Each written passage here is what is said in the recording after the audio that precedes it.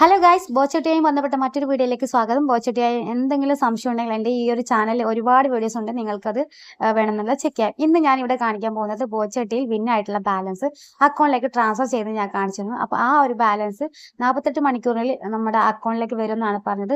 അങ്ങനെ വന്നിട്ടുണ്ടോ എന്ന് ചെക്ക് ചെയ്യാണ് ഇന്നത്തെ വീഡിയോയിൽ.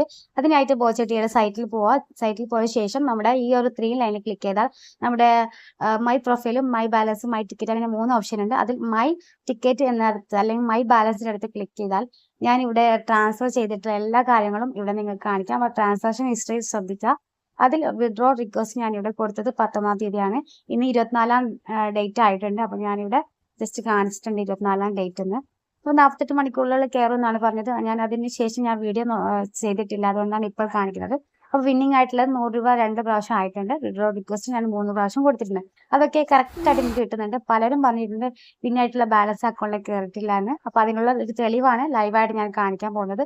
അപ്പോൾ വിഡ്രോൾ റീഫണ്ടും വിഡ്രോൾ കാര്യങ്ങളൊക്കെ ഈ ഒരു മൈ ട്രാൻസാക്ഷൻ്റെ ഒരു പേജിൽ പോയാൽ നമുക്ക് കറക്റ്റായിട്ട് മനസ്സിലാവും. അപ്പോൾ ഞാനിവിടെ ജസ്റ്റ് കാണിച്ചു തരാം. മൈ ട്രാൻസാക്ഷൻ്റെ അടുത്ത് വിഡ്രോ റിക്വസ്റ്റ് കൊടുത്തത് 120 രൂപയാണ്. പിന്നെ ബാക്കി എല്ലാ കാര്യങ്ങളും ഇതിൻ്റെ അകത്തുണ്ട്.